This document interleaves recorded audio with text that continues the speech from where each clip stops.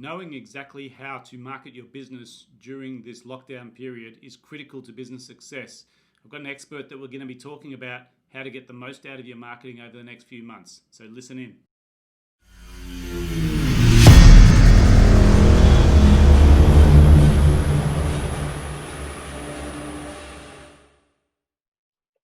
So joining me on the call today, I've got Chris Sullivan, who is a marketing expert who runs a business in Victoria. Welcome to the call, Chris. Thanks, David. Maybe if you just start by introducing yourself, telling us a bit about yourself and the company that you run. Yeah, no problems. Look, David, I'm the principal of a business called Momentum Co. We're a marketing consultancy. We do a lot of digital marketing, but we really try and work with companies of a certain size that don't have a marketing department, and we fulfill that requirement.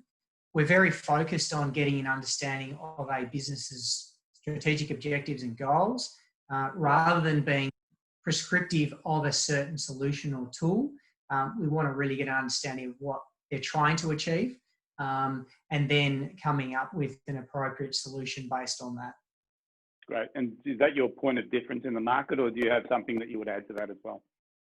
Yeah, look, it's probably it is a bit of a point of difference. Is look, we I not only have my own marketing business, I also have involvements and ownership in other businesses. Right. One of the things I learned very early when we started our business many years ago, and I say there's because there's a few other people in my business, but is that a lot of people in my industry don't appreciate the value of a dollar, and by that I mean they propose solutions which don't necessarily fit always the budget, and sometimes even the objective of the client.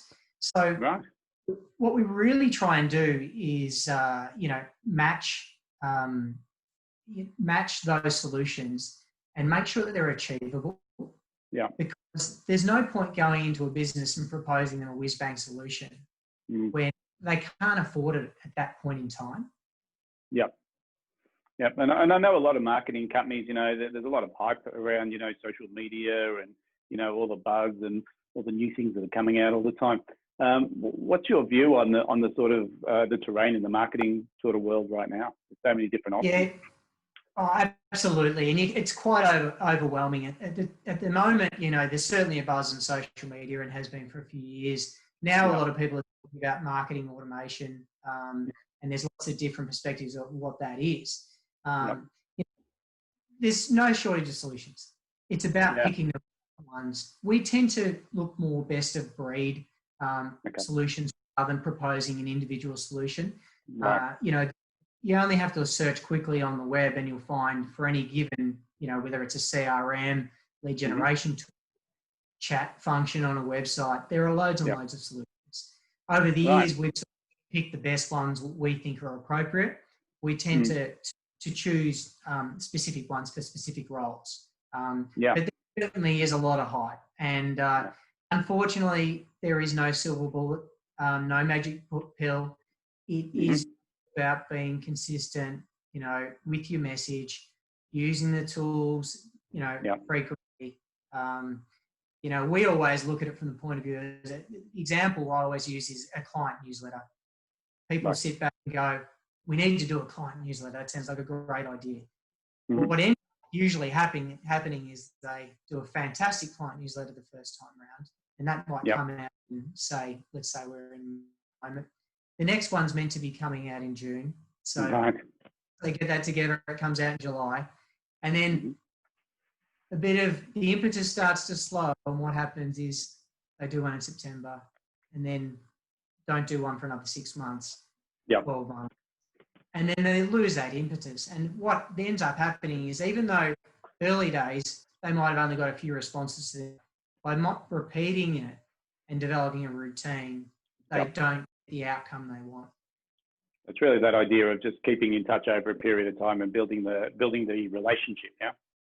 That's right. And I mean, it's simple, really. I mean, it goes back to the old advertising adage that you need to see something repeatedly, be able to, engage. And that's what brand loyalty is all about, and, engagement on the internet, is that people just see stuff and be reminded of it before they take action. Cool. So look, I suppose today's really talking to people about what's happening currently with the economic lockdown that's around. And being a business owner yourself, I suppose you've had to navigate this financial challenge as well, or the economic challenge. Can you give us a bit of insight into what you and your company have been doing to navigate the current environment? Yeah, I'll probably break that down into probably three phases. One, I guess the first phase was obviously when the global health crisis hit. What were businesses doing immediately? And that was just about communication. It was really important. We helped clients communicate to their customers about what that meant to their business. And that might have been just that we're now working from home, or that may have been we're taking extra precautions to make sure that we minimise the risk of infection. Right. The second phase has now come into a point where, okay, has a business been restricted, or have they been closed? What are they doing at the moment? In some cases, for some businesses, that's been really unfortunate. They have been closed, they haven't been able to trade. Some businesses have pivoted. I've got an involvement in a business that pivoted and started making PPE equipment during that period. That was a really great way of effectively paying the wages for a month or two. Other businesses have seen perhaps sales press pause. Bigger clients where they've got a sales and service business. Their service business is strong, albeit with conditions in place or restrictions. Their sales have sort of slowed down. So it's really how businesses reacted based on situations. I know also some businesses in this period have been as busy as they've ever been. They tend to be trade-related businesses who haven't been subject to restrictions. Absolutely. What we're really entering now is the third phase. And that third phase could last. But in effect, what we're talking to clients about now is how are they preparing for what is, either impacted by some level of restrictions or even limited restrictions, but new conditions in the way that they do business. That might be the fact that they need to change the way they interact with their clients. There may be less face-to-face contact. Now, if a business-to-business environment, that might be okay because they might be able to do a meeting like we're doing now on Zoom. Okay. If they're a business that is used to having face-to-face contact, many of the things that they've already put in place may be in place for a long period of time. Now, how long that, we don't know yet. But for some businesses, it also means that they may have to change the way that they deliver their service, their product. So, I've got a client who's in the construction industry. They've been looking at ways to move more things online even before coronavirus. So what they're now looking at doing is bringing a lot more of their interaction with the client to a digital level. So it's bringing the focus to digital tools, also bringing focus to how their supply chain or the delivery of their service and products may change. Yeah. So really, because we talk to our clients around a similar topic, and we look at two kinds of change. There's cyclic and structural. And the cyclic change is like the season that comes and goes, and the structural change is using, one guy put it nicely, he said, we've probably put technology in, we've accelerated by nearly 5 years the advancement in technology in 3 months. Because it's all there, it's just the adaptation of it was so slow. But now with this sort of necessity, people are starting to use telecommunication, online purchasing, and even delivery mechanisms that they had in the pipeline for years, and now they've got a reason to move forward. Yeah, I think you've summed that up well. I mean, all of these technologies and solutions have been available for some time, but people are now going, well, gee, what reason haven't we got to use these now? We've already seen with schools, and certainly I've got children learning from home that are interacting with their teachers. And in the same respect, where you and I are engaging today, where in the past we might have done a meeting. With clients now talking to us and just engaging via Zoom or Google Meet, whereas in the past we might have travelled if it was a regional Victorian client, we might have travelled for a few hours. We don't need to do that. It's good to go in and obviously still meet the client and see their workspace and all that type of stuff. And you can still do that. We just might have to be considerate about the restrictions and the guidance that's around infection. Yeah, I think it's not either or. I think it's a combination because you will always have face-to-face. People like to meet people. They like to buy from people. But what we can do now is communicate through the teleconferencing as well, which is building the relationship even more. So really from a marketing perspective, it's a bit of a boon because going from paper to email to voicemail to video and now to live streaming, it's really just enhanced our ability to sort of get our message across, hasn't it? Absolutely, yeah. Look, if you put aside all the negativity, there is certainly a lot of positives to come out of it as well. Businesses can be much more dynamic and react more quickly in the market. It's certainly, particularly for small to medium enterprise, it's a good example of how they can move quickly and change quickly. It's a more difficult, obviously, for larger corporations to do that. The workforce they have and retooling them. Okay. Yeah, so very much so. So tell me, I suppose, what have you learnt as a business owner as a result of this process? What have been the personal lessons for you? So yeah, look, David, it's a great point. We always sit down with clients and you go, okay, well, what is the worst case scenario?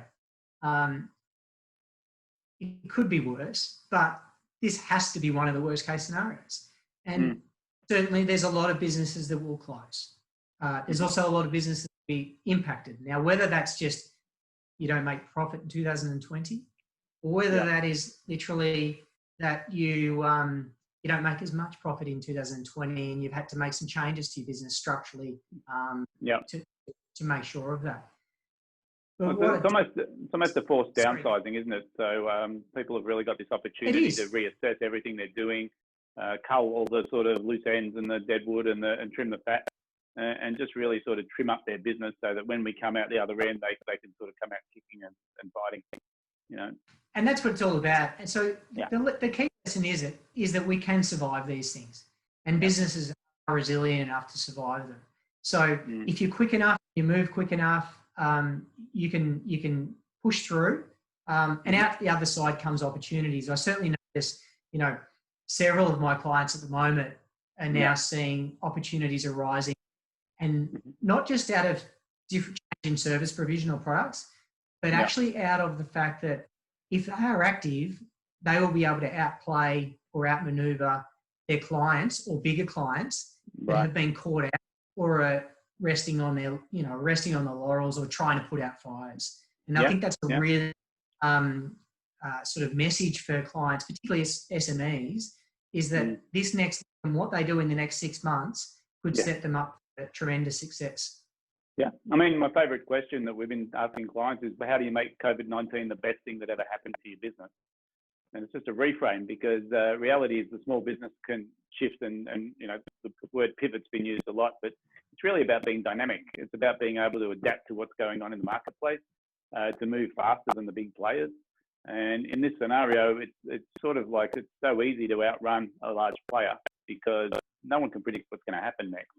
So the people who can anticipate and shift are the guys that are going to be much faster off the mark. Yeah, and look, from a marketing point of view, I was talking with my one of my guys here, and we're just talking about the opportunity at the moment, particularly from a marketing angle, is to do some stuff that you haven't done before or do more of it. There's a particular business I'm involved in, separate to my marketing business, and the last 2 months we've seen an increase in obviously people being at home, sitting on the couch, and seen increases in searches of certain businesses. Yeah, absolutely. Increased use of social media. So this particular business has seen inquiries increase throughout March, April and May. But now all those inquiries are starting to convert to quotes and jobs. The back half of the financial year looks tremendous. So it's one of those things, you've got to look at it that marketing is very much not, someone walks through your front door, you've got to start, particularly when it comes to social media, things like Google AdWords, digital marketing. We've got to realise that at any one time, people visiting your website, they may not be looking to buy now. They might be buying in 12 months' time. They might be looking at 2 years' time. So what you need to do is be prepared for that. But if you build a good marketing system over time, you will get more and more leads and more sales. And that's the best way to look at it, is the work you do now will set you up for 6, 12, 2 years, 12 months, 2 years time. Sort of a common message in what you've been saying today, which is really about building relationships over time and recognizing, the people aren't always out to buy, and sort of, squeezing them to pressure close a sale is not going to make a difference. It's actually going to annoy them. So just building these relationships. Yeah. Oh, look, I had an experience earlier on this year. And someone was keen to get some work for a business I was involved in. Mm-hmm. Got to the point where it got close to, might have been just at the beginning of the global health crisis, and they kept wanting that business, and I wasn't in a position to be able to say yes. And in the end, you end up in this scenario where you kind of go, well, do you know what? I don't feel as positively disposed as to that business as I was before because of that. Sometimes there's a fine line between, good sales, business development work and being persistent and being over the top. Yeah, absolutely. So it's all about playing that game, right? That's right. Listening is one skill there. Awesome. So, Chris, if we're going to wrap it up in one piece of advice, what would that piece of advice be? You've got the opportunity at a lifetime. If you've come out slightly, reasonably unscathed out of this, and you've managed to reset the business, really take the time to set yourself up for the next year or two. Don't rest on your laurels and sit back on the couch when you could be really reformatting and retooling, or as I put to someone the other day, recasting your business. That might be just recasting your marketing approach. It doesn't necessarily have to be recasting your service and product, but recast, look forward, start building now. So in 2021 and 2022 can be great years. Yeah, fantastic. All right, Chris, thanks so much for your time today, and as well as the wisdom. Really enjoyed having this conversation. So thanks very much. Thanks, David. Enjoy your day. Yeah, you too.